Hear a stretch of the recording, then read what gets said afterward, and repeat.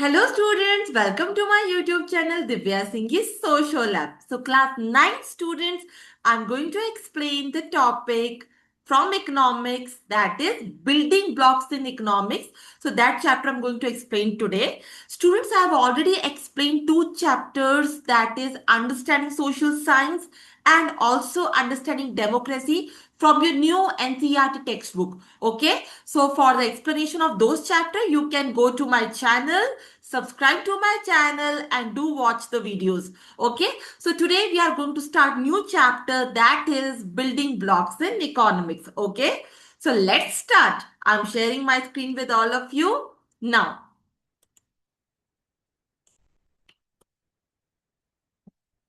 I hope my screen is visible to all my students. Okay, let's start. So children, we are going to start this chapter as I just now told. It's building blocks in economics, the problem of choice. Okay, so in this chapter, we are going to understand about different concepts like scarcity, okay, opportunity cost, economic system, and welfare economy. Okay, now let's start.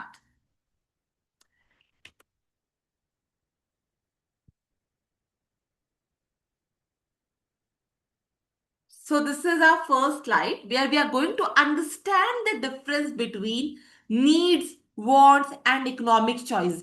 Now, student, what will be needs? What are our needs? Needs means essential needs, which we need for our survival.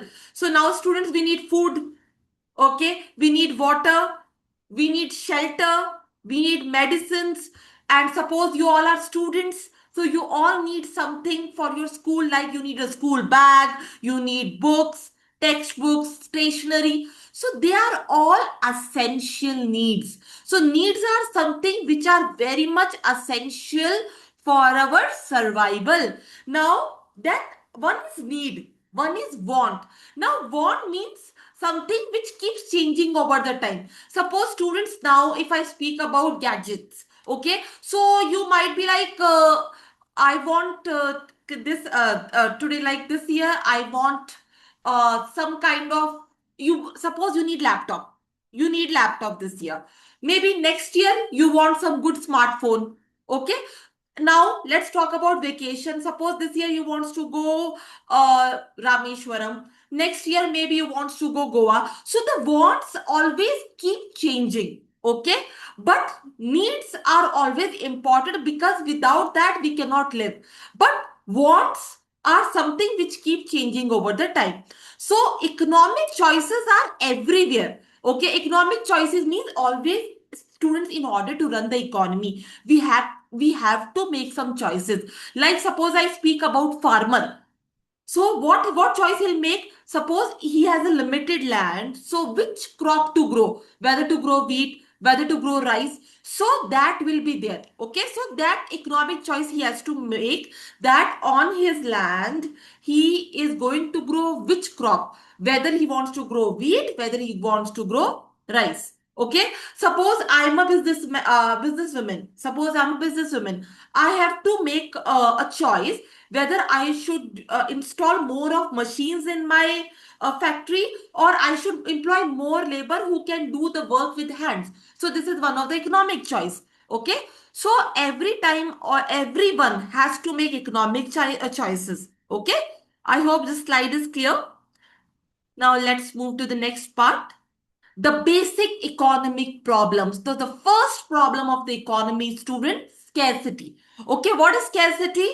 What how scarcity arises? I'll tell you. See, students, in the economy, resources are limited, but human wants are unlimited. That's how the problem of scarcity arises. Means this means we do not have enough resources like time, land, labor, machinery to satisfy all our desire. We have to make a choice. Okay, but when the choices are not fulfilled, that becomes part of scarcity. So in scarcity, how the problem of scarcity arises? Because the resources are limited and human wants are unlimited. Okay. Now, students, see, I'll give you example. A new phone leads to wanting a better one. A bicycle leads to wanting a scooter. So our ambitions start growing. Like students, see, Suppose if someone has a phone, someone has an Android phone. Maybe next year he or she will think that I want an iPhone. Depend. Every time your demands and wants keeps changing. Suppose now I purchased a bicycle. Now maybe next year I want a scooter. So the wants are unlimited. They keep changing and they are unlimited. But resources are limited. Okay, so always we have to make a choice which one to choose. Okay. Now students see one more example of scarcity. Like suppose family income is around 10,000 rupees. Okay. But the family's expenditure is 12,000, 13,000. Okay. So there's a scarcity of 2 or 3,000 rupees will come, right? Am I clear? So that's how the problem of scarcity arises when the resources are limited and human wants are unlimited. Okay. I hope this is clear, children. Now, some everyday example of scarcity. Now, students, if I speak about you, okay, so before your exams, you have limited time to study, right?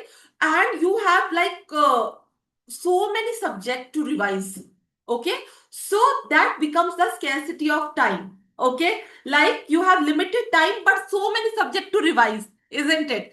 Now, same happen for household budgeting. Fixed income is split into groceries, fees, rent, and entertainment. Now, children, water scarcity. Very important. Okay. Children, that's why we always say don't waste water. Because if the scarcity will come, it will be a major problem. Many parts of India suffers from water scarcity, right? So that's why, because water is limited and humans are using it in a very exploitative manner, right? So these are some of the everyday examples of scarcity. I hope that's clear. Now, student, the another very important concept is opportunity cost. What is opportunity cost? See, opportunity cost is the value of the next best alternative foregone when a choice is made. Now, like I'll give you example. Students, suppose you have 1,000 rupees, okay, and you buy shoes out of that 1,000 rupees. But you could have also purchased books, no, in that 1,000 rupees, right? So that book which you have not purchased will become the part of opportunity cost. Okay, so that's why opportunity cost is the value of the next best alternative foregone when a choice is made. So students, you spend those 1,000 rupees into shoes, but you could have also purchased books or maybe stationery, right? So what you have not purchased, books or stationery, which you could have purchased. So that becomes the part of opportunity cost. Okay. So if the next best alternative was buying books, then the opportunity cost of the shoes is the books you have given up. Okay. So students, whenever you are purchasing something, what the thing which you have not purchased, which you could have purchased, that becomes the part of opportunity cost. Okay. I hope that's clear. And it's not always about money. Opportunity cost can also be measured in time, satisfaction, movies, etc. Okay. So students, I hope that's clear. There is no doubt. So these are the daily examples of opportunity cost from day to day life. Okay. Now students, see. Students example, your example I'll give you. Suppose after 12th, you have to decide like which option you are going to take, right? Suppose I chose science option. So which option I gave up? Commerce and arts, right? So opportunity cost will be which option I gave up. Like I gave up on commerce and arts, right? Now, if I speak about time management, example of time management in terms of opportunity cost. Suppose I decided to play cricket in the evening. Okay. So I started playing cricket in the evening. So that time which I spent on cricket, I could have also spent on doing my homework. Now I have less time to do my homework, right? So the time which which are not spent doing homework, that becomes the part of opportunity cost. Okay. So children, see, simple concept. Whatever, suppose whatever choices we are making, the choices which we give up, they become part of opportunity cost. Okay, which we don't choose, which we could have chosen. Okay, so that becomes a part of opportunity cost. I hope that's clear, children. There is no doubt in this. Now, what do you mean by economics? Students, we are studying this subject economics. So students, you should know what is economics about. So students, economics is derived from the Greek word oikonomia. Okay. In that, oikos means household and nimen means management. So economics basically deals with household management. Okay. It is the study of how choices are made by optimizing the use of limited resources to satisfy needs and wants. Okay. Now, children, this is all about economics. Student, this definition is very important. Okay. Even for the from the examination point of view as well. Okay. Students in economics, we study about very important concepts. Like I'll give you example. Like in economy, finances, right? Household management, anything related to tax, welfare spending, study market trends. All these are part of economics, right? We study about savings. Okay, we study about distribution, consumption, production of goods and services. All these topics we study in economics. Okay, I hope that's clear.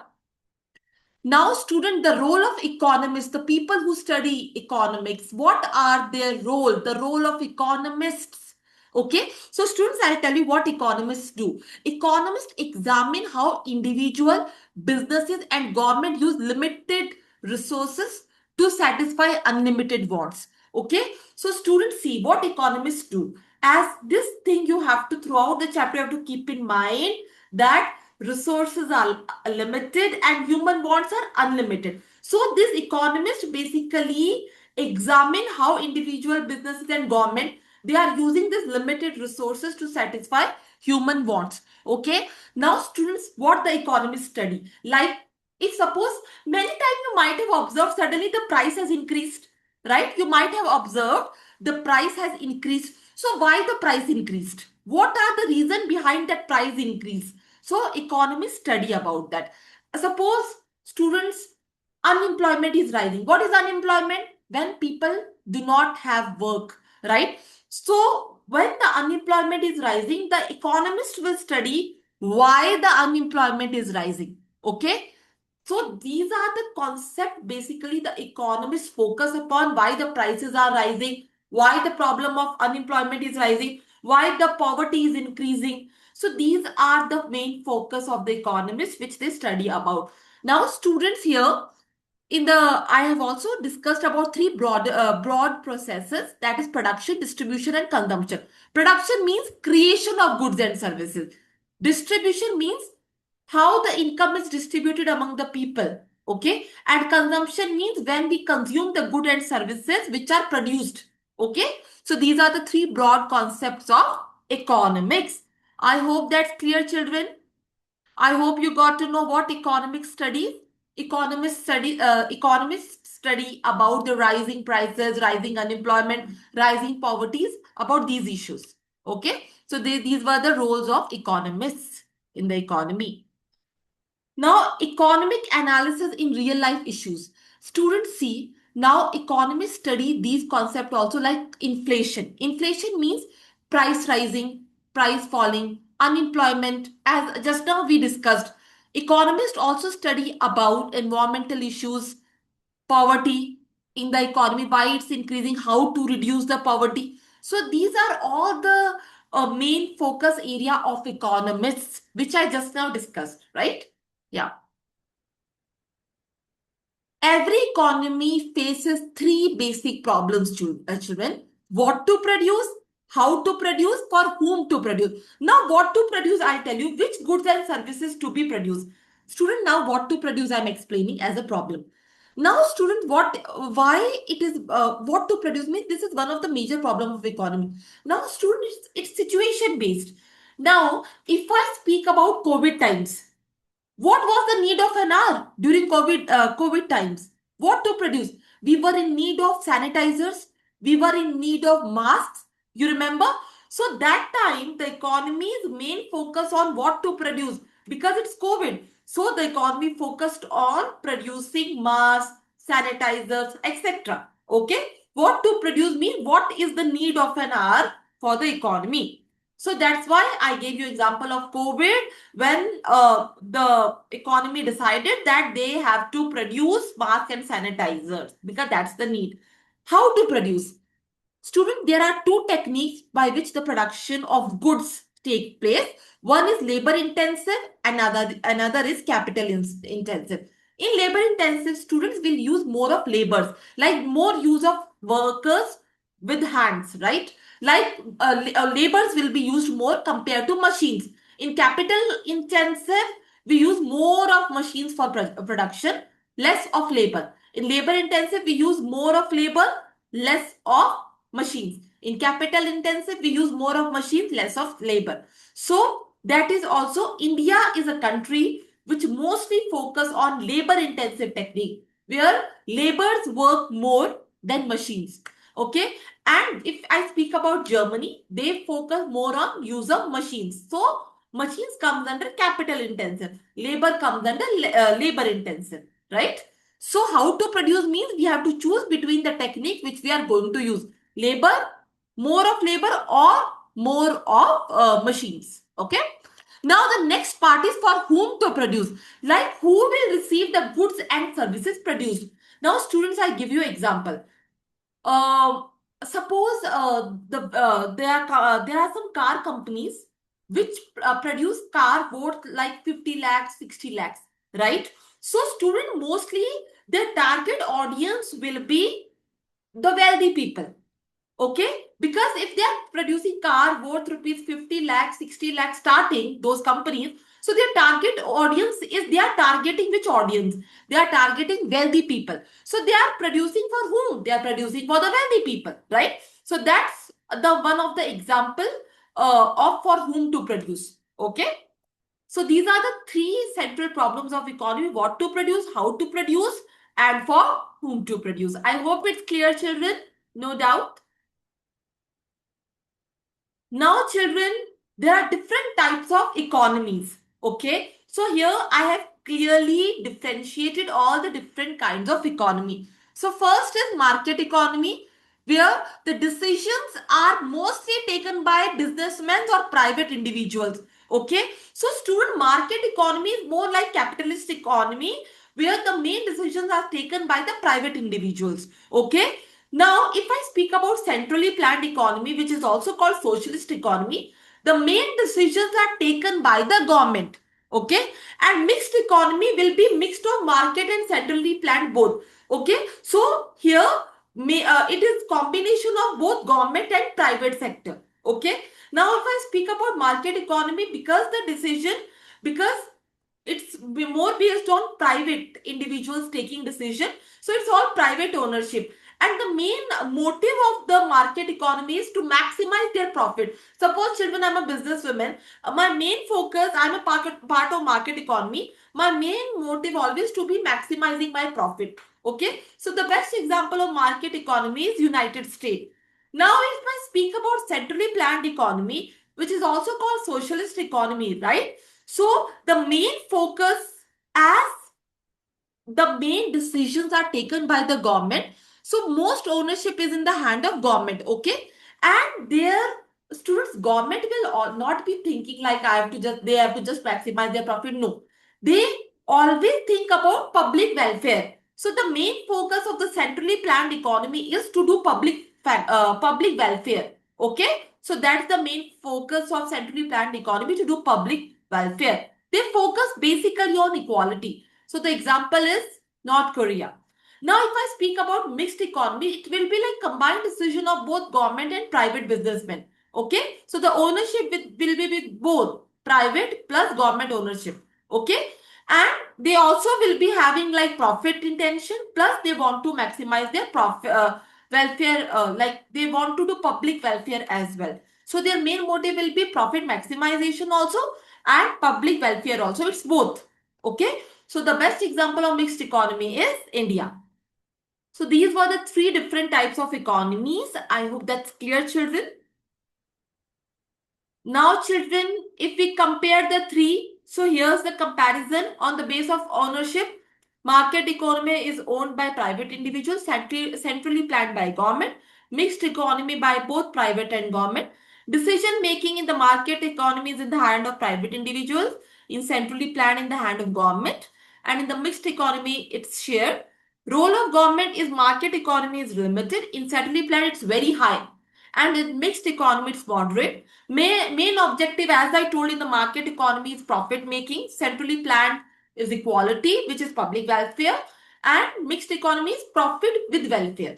Example, market economy USA, centrally planned North Korea, and mixed economy India. So I have also presented it in this way so that in exam, if you are able to write, if they give you a question to write the difference, you will be able to write. Okay. So students, my videos also include notes. So that will be helpful for you in your exams. Okay. I hope till everything is clear till here. Now, this is one of the important topic. Another economy which we have is welfare economy. Students, you know what is welfare economy? They mostly focus on improving quality of life for all citizens. Okay. So, and students see, they basically address the issues like poverty, unemployment, and lack of opportunity. So, if I speak about government role in welfare economy, they provide public goods like roads, schools, hospital. Government also focus on reducing inequality, and government also focus on implementing welfare schemes like PM Kisan, free vaccination, etc. So that's all about welfare economy. Basically, it focus on improving the quality of life of all citizens, especially in terms of poverty, unemployment, and lack of opportunity. Here, students, one more topic is there which we are discussing is social safety nets. They are the program protecting people during unemployment, illness, or old age. Okay, so these are social safety nets. Okay, so they are the programs which are designed for protecting people during unemployment, illness, or old age. So it includes like midday meal schemes in the schools, right to education act, pension scheme for senior citizen, etc. Okay, so this is all about welfare economy. So children, I hope it's clear. So children, I want to tell very important thing. If any topic is not clear, please write in the comment section so that I can re-explain to all of you. Okay? So children, this was your chapter Building Blocks of Economics. Okay? So children, please uh, if when you see the video, please like and subscribe to my channel Divya Singhi Social Lab. Okay, and student, very importantly, as I have just now told, okay, in case if you face any doubt, I want you to write in the comment section. Okay, so that I'll help you out in those topics again. Okay, so children, I would like to say thank you. Okay, and again, don't forget to subscribe my channel Divya Singhi Social Lab. Thank you.